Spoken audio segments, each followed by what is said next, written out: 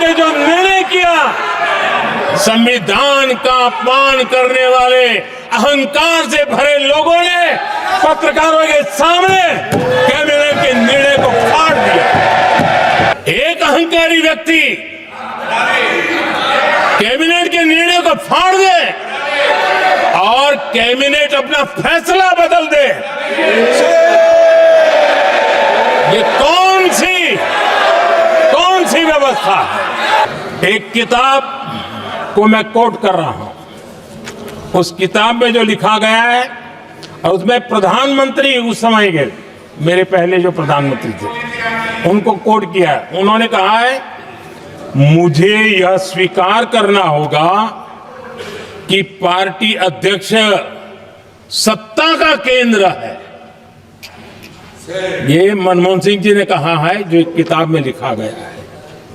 मुझे यह स्वीकार करना होगा कि पार्टी अध्यक्ष सत्ता का केंद्र है। सरकार पार्टी के प्रति जवाबदेह है। इतिहास में पहली बार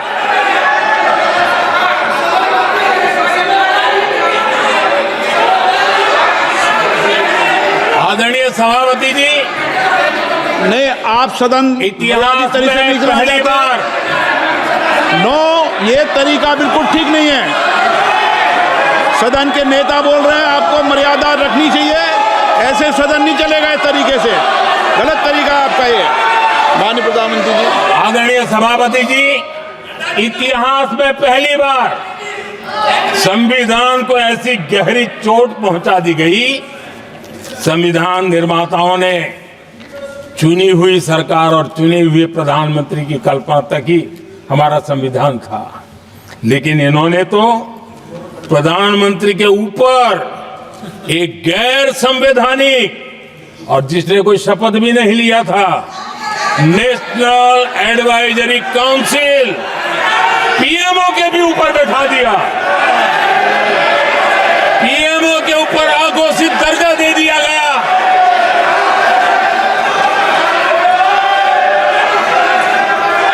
आदरणीय सभापति जी, इतना ही नहीं, और एक पीढ़ी आगे चले, और उस पीढ़ी ने क्या किया? भारत के संविधान के तहत देश की जनता जनार्दन सरकार चुनती है, और वो सरकार का मुखिया कैबिनेट बनाता है। ये संविधान के तहत है।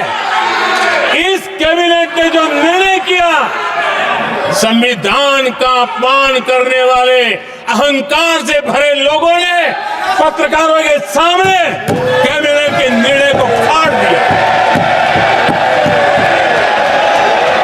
संविधान को हर मौके पर संविधान के साथ खिलवाड़ करना, संविधान को न मानना, ये जिनकी आदत हो गई थी। और दुर्भाग्य देखिए, एक अहंकारी व्यक्ति कैबिनेट के निर्णय को फाड़ दे और कैबिनेट अपना फैसला बदल दे, ये कौन सी व्यवस्था है? आदरणीय सभापति जी, मैं जो कुछ भी कह रहा हूं वो संविधान के साथ क्या हुआ उसी की बात कर रहा हूं। उस समय करने वाले पात्रों को लेकर किसी को परेशानी होती होगी, लेकिन बात संविधान की है। मेरे मन के और मेरे विचारों को मैं अभिव्यक्त नहीं कर रहा हूं।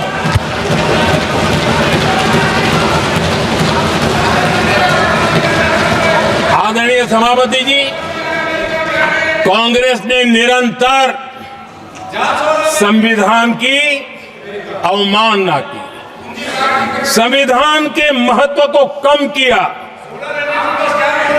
कांग्रेस इसके अनेक उदाहरणों से भरा पड़ा हुआ है।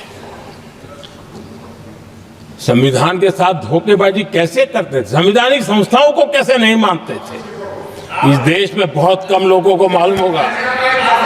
370 की तो पता है सबको, 35A का पता बहुत कम है। संसद में आए बिना, जबकि संसद में आना पड़ता, संसद को ही अस्वीकार कर दिया गया। भारत के संविधान का अगर कोई पहला पुत्र है तो ये संसद है, उसको भी उन्होंने गला घोटने का काम किया। 35A जो संसद में लाए बिना उन्होंने देश पर थोप दिया, और अगर 35A न होता तो जम्मू कश्मीर में जो हालत पैदा हुई वो हालत पैदा न हुई होती। राष्ट्रपति के आदेश पर यह काम किया गया और देश की संसद को अंधेरे में रखा गया। आदरणीय सभापति, ये संसद का अधिकार था, कोई अपनी मनमानी से नहीं कर सकता था, लेकिन और उनके पास बहुमत था, कर सकते थे, लेकिन वो नहीं किया क्योंकि पेट में पाप था, देश की जनता से छुपाना चाहते थे।